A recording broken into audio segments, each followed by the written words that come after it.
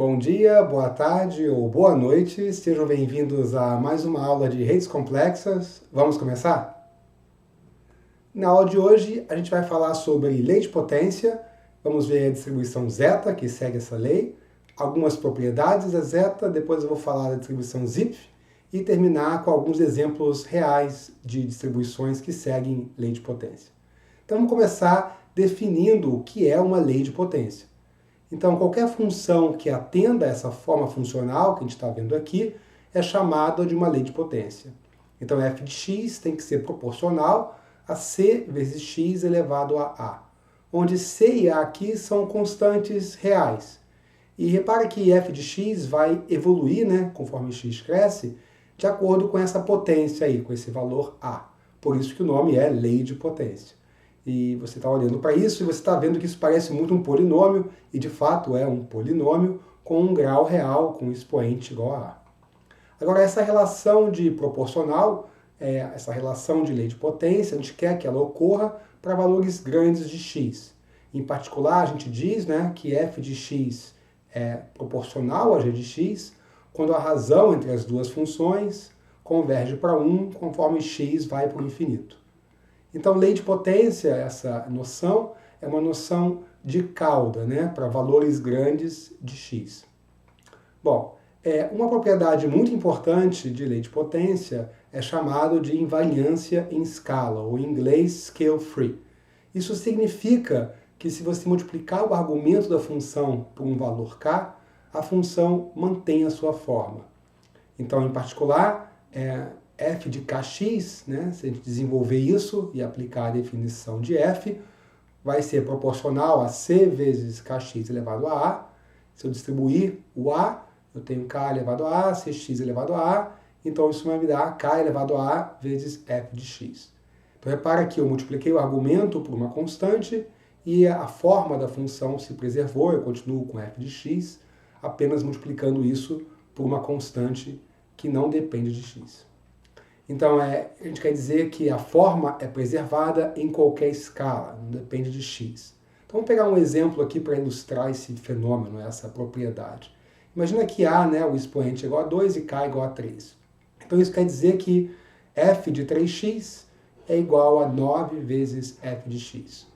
Ou seja, um evento 3 vezes maior do que um outro vai ter 9 vezes mais impacto, independente do tamanho do evento, independente do valor de x. Então isso é o que a gente quer dizer com invariância em escala. Muito bom.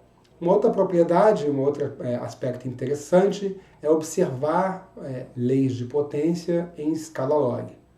Então eu posso aplicar o logaritmo aos dois lados dessa equação, e se eu fizer isso, eu vou ter log de f de x, vai ser proporcional a log de cx elevado a a. Então, o log disso, o a, eu consigo distribuir o log entre a soma das duas partes e o a desce. Então, repare que eu tenho essa forma agora funcional entre log de f de x e log de x. Em particular, isso aqui é a equação da reta, uma relação linear entre essas duas coisas, com inclinação a e com interceptar o eixo y em log de c. Repare que o expoente A aqui está determinando a inclinação dessa reta na escala log-log. Isso também ajuda a gente a entender agora essa noção de invariância em escala. Em escala log-log, eu tenho uma reta, então a inclinação dela não depende de x. Muito bom. Vamos ver um exemplo de leis de potência. Então aqui eu tenho um gráfico de 4 leis de potência, são 4 funções que atendem a nossa definição, com diferentes expoentes e com diferentes constantes multiplicativas. Agora, se eu plotar essas mesmas funções em escala log-log, na mesma faixa aí de valores, a gente vai ter o gráfico da direita. Então, na direita, a gente vê claramente que as minhas leis de potência em escala log-log se mostram como retas e que o expoente delas vão ser as inclinações dessas retas. Em particular, a gente vê que F1 e F2 aqui são retas paralelas, que significa que elas têm os mesmos expoentes, e F3 tem uma inclinação maior do que F1, mostrando que o expoente dela é maior. Então é muito mais fácil você interpretar o comportamento de leis de potência quando você plota elas em escala log-log. A gente vai fazer isso muito aqui na disciplina. Muito bom. Então aquele meu exemplo era fictício, vamos pegar um exemplo real, porque muitos fenômenos naturais e artificiais, aqueles que o homem cria, seguem leis de potência. Então um dos exemplos mais incríveis que a natureza construiu é esse daqui. Então no eixo X nós temos a massa de uma certa espécie, medida aqui em gramas, e no eixo Y eu tenho a taxa metabólica daquela espécie, que é a quantidade de calorias por hora que aquela espécie consome quando está em estado de repouso. Repara que o eixo X e o eixo Y, eles estão em várias escalas aí, né? Estão em escala log-log, né? E abrange desde 10 a menos 12 até 10 a 9. Então tem várias ordens de grandeza aí no eixo X. E cada ponto desse gráfico é uma espécie, ok? E as espécies, né, têm diferentes pesos e diferentes taxas metabólicas. E o que é muito incrível é que existe uma relação entre essas duas variáveis, né, a taxa metabólica e massa, que se parece com uma lei de potência. Em particular, aqui, R, né, o nosso eixo Y, é proporcional a M, a massa, elevado a 3/4. Isso tem até um nome, é a lei de Kleiber, que relacionou encontrou essa relação aqui. Então é uma lei de potência bem incrível que a natureza criou. Vamos ver um exemplo com redes. Agora eu estou olhando para redes reais, onde o eixo X é o número de vértices e o eixo Y é o número de arestas que a rede possui. E aí cada gráfico desse, aqui eu tenho gráficos diferentes, correspondem a uma rede e cada ponto no gráfico corresponde a uma instância diferente daquela rede. De novo, nós estamos olhando para a escala log-log, então o eixo X e o eixo Y estão em escala log, ok? E o que a gente vê, por exemplo, no gráfico A, é um gráfico do Archive, que está medindo o número de colaborações científicas do Archive. Então, cada ponto desse corresponde a uma rede numa certa época, ok? Do lado direito, eu estou olhando para a citação entre patentes americanas, onde cada ponto, novamente, corresponde a uma data, uma época da rede de citação de patentes. E lá embaixo à esquerda, a figura C, são os sistemas autônomos da internet. Então, eu posso observar o sistema autônomo em cada dia, por exemplo, ele vai ter um certo tamanho em vértices e arestas, e cada ponto desse corresponde a uma observação do sistema autônomo que compõe a internet. Então, o que é incrível aqui, né, que a gente está olhando para essa, em geral, taxa de crescimento, né, as redes mais antigas são menores em vértices e arestas, as redes mais novas, né, conforme elas vão crescendo, elas são maiores em vértices e arestas. Mas o que é incrível é essa relação aqui de lei de potência no crescimento da rede. Em particular, né, o número de arestas é proporcional ao número de vértices elevado a uma potência alfa, nosso A, com A maior do que 1. Okay? Mostrando que as arestas crescem mais rapidamente do que os vértices, mas segue uma lei de potência. Bom, a gente pode falar agora de lei de potência aplicado à probabilidade, que é o que a gente está de fato interessado, e a ideia aqui é basicamente definir a lei de potência por uma distribuição de probabilidade. Então f de x aqui é a probabilidade, né, da minha variável aleatória x assumir o valor x, e isso vai ter que ser proporcional a uma constante vezes x elevado a menos a.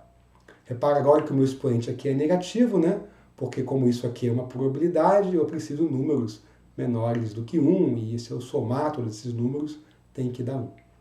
A minha variável aleatória x vai poder ser discreta ou contínua, limitada ou ilimitada superiormente. Né? Se for contínua, essa função é a função de densidade de probabilidade, e a gente vai falar sobre isso na próxima aula. Então vamos ver um exemplo de uma distribuição de probabilidade que segue uma lei de potência. Essa é a famosa distribuição zeta. Então, a distribuição zeta ela é uma variável aleatória discreta, ilimitada superiormente, e assume valores nos naturais. 1, 2, 3 e por aí vai. Então, P de K, eu vou usar essa notação aqui, é a probabilidade de x ser igual a K, e isso então é proporcional a K elevado a menos A. Tá? Então, repara que é uma lei de potência com expoente A. E aí a gente precisa agora determinar a constante de normalização, né? Porque como isso aqui é uma distribuição de probabilidade, PK tem que ser igual a um número e não pode simplesmente ser proporcional a K elevado a menos A. Então, para determinar essa constante C de normalização, nós temos que somar todas as probabilidades, né? PK para K igual a 1, 2, 3 até infinito, e isso tem que dar 1. Okay? Então, eu posso fazer isso. Eu sei quanto vale PK, né? PK é K elevado, C vezes K elevado a menos A, e eu resolvo para C. Então, se eu fizer isso, eu vou ter que o meu C aqui é 1 sobre Z de A. E eu estou chamando Z de A o somatório, né, de K elevado a menos A para K igual a 1, 2, 3 até infinito. Esse Z de A tem nome. Esse Z de A é conhecido como a função zeta de Riemann. Ok? Então, a definição dela, dessa função, é o somatório para K maior do que zero, né, K igual a 1, 2, 3 até infinito, de K elevado a menos A. Então, repare que o parâmetro dessa função é a expoente, né, o expoente que está nesse meu somatório. Então, a pergunta muito importante é se esse somatório vai convergir. Afinal de contas, a gente precisa que isso convirja, né, para a gente poder normalizar a nossa distribuição. Então, será que isso converge? Bom, para A igual a 1, né, a gente vai ter o somatório de K elevado a menos 1, né, que é 1 sobre 1, mais 1 sobre 2, mais 1 sobre 3, e é a série harmônica, e a gente sabe que isso não converge. Em compensação, para A igual a 2, nós temos a série quadrática, né, e a gente sabe que isso converge para π ao quadrado sobre 6. Então, em particular, é possível mostrar, né, que quando esse expoente A é maior do que 1, a função zeta de Riemann converge. Então, a gente pode usar esse nosso expoente A para falar de distribuição de probabilidade toda vez que esse A for maior do que 1. Então, quando A é maior do que 1, nós estamos em jogo, nós temos uma função de distribuição de probabilidade bem definida. Bom, agora vamos falar sobre os momentos da zeta, né? Caracterizar essa distribuição. Então, o enésimo momento de uma distribuição é dado por o valor esperado de x elevado a n. E repara que o primeiro momento, né? Então, o primeiro momento eu assumo que n é igual a 1, vai ser o valor esperado da distribuição. Então, como é que a gente calcula o enésimo momento de uma distribuição? Bom, a resposta é aplicar a definição. Então, eu posso aplicar a definição de valor esperado de função de probabilidade. Então, o valor esperado de x elevado a n, por definição, é esse somatório para k maior do que zero, de k elevado a n, porque a minha função, né, é uma função polinômio aqui com n fixo, vezes pk. A gente sabe que pk é c vezes k elevado a menos a, o c é constante, isso sai. A gente sabe que c é 1 sobre zeta de a. E aí, repara, o que sobra dentro do somatório é, de novo, uma função zeta de Riemann, agora com expoente a menos n. Então, o enésimo momento da zeta é a razão entre duas funções zeta de Riemann, uma no ponto a menos n e a outra no ponto a. Muito bom. Então, a gente sabe agora isso, e a pergunta é se esse nosso enésimo momento está sempre definido. Porque a gente sabe que essa função zeta, né, ela nem sempre converge. Só converge quando o argumento dela é maior do que 1.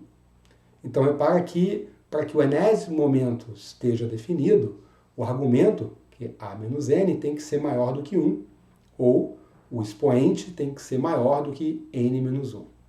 Caso contrário, a função diverge, né, e a gente tem um valor infinito aí para esse termo. Muito bom. Vamos ver um exemplo concreto onde A é igual a 2,3. Então, estou com expoente igual a 2,3. E a pergunta é, qual é o valor esperado nesse caso? Será que ele existe? Okay? Qual é a variância nesse caso? Será que ela existe? Então, lembrando, né, que a variância de uma distribuição ela pode ser escrita como o segundo momento menos o primeiro momento ao quadrado. Então a variância é a função do segundo momento. Bom, agora E de x está bem definido, porque A, o expoente 2,3, é maior do que 1, que é o primeiro momento, mais 1. Em compensação, o segundo momento não está definido, ele é infinito, porque 2,3 é menor do que 2, o segundo momento, né, mais 1. Então, nesse caso aqui, nós temos uma distribuição cujo valor esperado está bem definido e a variância e outros momentos maiores que o segundo momento são todos infinitos. Muito bom. Agora eu quero falar um pouquinho de invariância em escala para as funções de probabilidade que seguem lei de potência. Então, o que a gente quer dizer aqui é que a razão entre as probabilidades vai depender apenas da razão entre a magnitude dos eventos, ok? E não dos eventos em si. É a mesma coisa que a gente viu antes, mas agora aplicado à distribuição de probabilidade. Então, a gente vai ver que não depende do tamanho do evento. Então, matematicamente, né, como é que a gente mostra isso? Né? Seja B uma constante positiva, e eu estou olhando para a relação de probabilidade entre dois eventos. Né? Um evento B vezes K, ou seja, um evento B vezes maior do que o outro, e o evento K. Tá? Então, repara que K aqui é o tamanho do meu evento. Eu estou comparando a probabilidade de dois eventos, um evento B vezes maior, que é a probabilidade de PK, com um evento de tamanho K. Então, se eu aplicar a nossa definição, né, a gente vai ver que o K elevado a menos A vai cortar, as constantes, normalização cortam, e o que sobra é B elevado a menos A. Então, repara que a probabilidade, né, a razão entre duas probabilidades, não depende de K, né, só depende dessa constante B, que está multiplicando, fazendo o papel de magnitude do evento. Muito bom. Uma coisa muito importante em lei de potência é essa noção de cauda pesada. Cauda pesada vem com vários nomes, né? Em inglês é heavy tail, mas você também encontra long tail ou fat tail, né? Cauda gorda ou cauda longa. E o que isso quer dizer é que a probabilidade da distribuição de probabilidade, ela vai decrescer muito devagar com x. Tá? Basicamente, essa probabilidade vai demorar para ir para zero. Em particular, toda lei de potência vai ser uma cauda pesada. Tá? Ao contrário de distribuições que têm caudas exponenciais, que vão para zero muito rapidamente. A consequência disso é que eventos muito grandes podem ocorrer com probabilidade não desprezível. E esses muito grandes aqui são eventos ordens de grandeza maiores do que a média. Então eu tenho a minha média e eu tenho alguma coisa 10 vezes ou 100 vezes a média, e esses eventos vão ter probabilidade não desprezível. Vamos ver um exemplo aqui para comparar duas distribuições de probabilidade com o mesmo valor esperado. Só que as duas são muito diferentes. Uma é a nossa zeta, que a gente acabou de ver, e a outra é a distribuição de Poisson. E aqui eu estou comparando as duas distribuições quando o valor esperado das duas é igual a 5. Então, do ponto de vista da média, as duas distribuições são equivalentes. Repara que a Poisson tem cauda exponencial. Esse gráfico aqui está mostrando a distribuição de probabilidade dessas duas funções, ok? Da zeta e da Poisson. E está fazendo isso em escala log-log. Tá? Então, a reta lá em cima, que está caindo devagar, é a nossa zeta, a nossa lei de potência. E a Poisson mergulha muito rapidamente para zero, conforme x aumenta. Vamos pegar um exemplo aqui para o valor de x igual a 50. Então, x igual a 50, isso é 10 vezes a média, né? E aí, se você olhar para esse evento, x igual a 50, a Poisson vai ter probabilidade em torno de 10 a menos 60, isso é a chance de você ver um Poisson de média 5 tendo um evento 50, e a nossa zeta vai ter probabilidade maior do que 10 a menos 10, 10 a menos 6 ali. Então repara que é 10 elevado a 50 vezes mais provável você observar esse evento na zeta do que na Poisson. Então, repara que é muito diferente o comportamento de cauda entre uma lei de potência e uma distribuição que tem cauda exponencial. E é isso que a gente quer dizer com cauda pesada. Eventos longe da média, no caso aqui 10 vezes maior, tem uma probabilidade não desprezível de acontecer. Muito bom. Quero falar de uma segunda distribuição, a distribuição Zipf, que é uma variação da distribuição zeta. Ela foi proposta por um linguista matemático, George Zipf, em 1935, para caracterizar a distribuição de palavras em textos. O George Zipf ele lia romances tipo Moby Dick, okay, ou alguma obra de Shakespeare, e contava a frequência de ocorrência de palavras naquela obra. Ele estava interessado em entender, né, como que a gente, o ser humano, escolhia palavras ao escrever uma obra. Então essa é a origem dessa distribuição, e repara que aqui os meus valores que essa distribuição vai assumir vão estar limitados superiormente por um n, que você pode pensar que é o número de palavras que tem no seu vocabulário, no seu dicionário. Não tem como você usar mais palavras do que o número de palavras no dicionário. Então eu tenho essa mesma forma funcional, PK é igual a C vezes K elevado a menos A, então é uma distribuição em lei de potência. Nós precisamos calcular a constante de normalização, mas nós já sabemos fazer isso, é só somar para todo PK, isso tem que dar 1. Então C, a minha constante, vai ser 1 sobre esse somatório de K elevado a menos A. E eu vou chamar esse somatório de Hn de A, porque da mesma maneira que a gente tinha um nome especial para o somatório quando n é infinito, esse somatório aqui é chamado do enésimo número harmônico generalizado. Então n aqui está fazendo o papel de quantas parcelas tem o meu somatório, e A faz o nosso papel do nosso expoente, da nossa lei de potência. Então repara que a distribuição Zipf tem 2 parâmetros, n e A. E com esses 2 parâmetros nós temos essa nossa constante aqui de normalização. Então, por causa disso, para qualquer n finito, h de NA converge. Eu estou somando um número finito de termos. Então eu não tenho o problema de momentos indefinidos na Zipf, como eu tinha na distribuição zeta.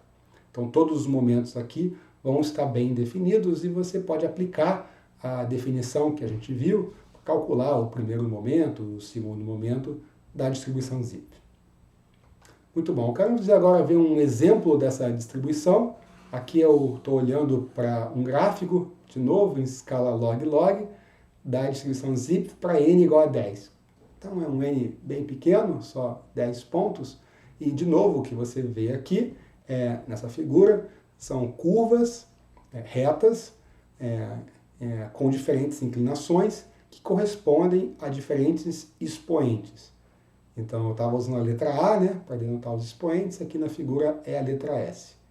E uma coisa muito importante, você vê que S igual a 1, S igual a 2, 3, 4, as curvas vão indo para zero mais rapidamente.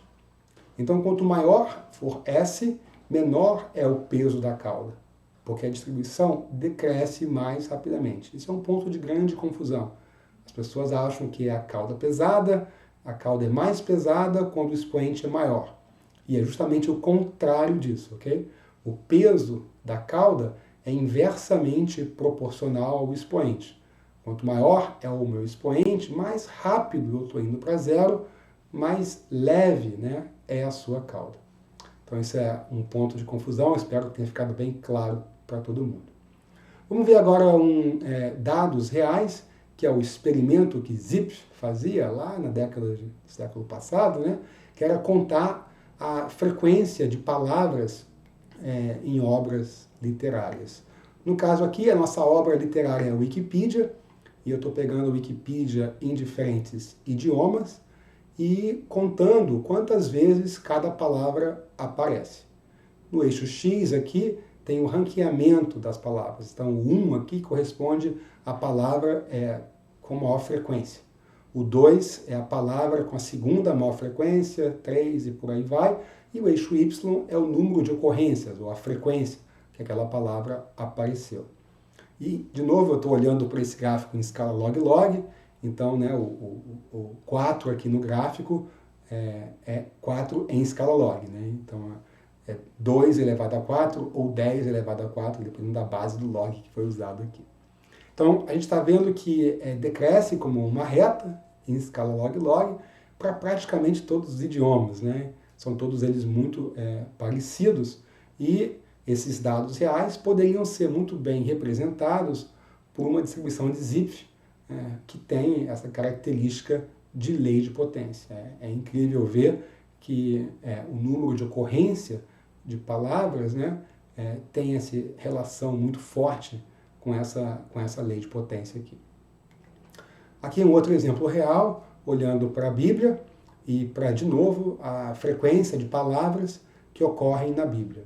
Tá? E no eixo X eu tenho o ranqueamento, a palavra, né, mais frequente, segunda mais frequente, terceira mais frequente, e no eixo Y o número de ocorrências. De novo, o gráfico está em escala log-log. As diferentes curvas representam diferente número de amostras da Bíblia. Tá? Então eu posso pegar todas as palavras que tem na Bíblia, isso seria o vermelho, mas eu posso pegar uma amostra, né, de, por exemplo, 80 mil palavras diferentes, e isso seria o azul. Tá? E o que a gente está vendo aqui, que é também bem interessante, é que amostras aleatórias de palavras tendem a preservar a forma da distribuição, né? Em particular o expoente, né, a inclinação da reta, nesse nosso exemplo aqui, não está dependendo do número de palavras que você escolheu aleatoriamente para contar. Bom, isso é basicamente tudo que eu tinha para falar para a aula de hoje, e a gente se vê aqui na próxima aula gravada ou no nosso encontro síncrono. Até lá!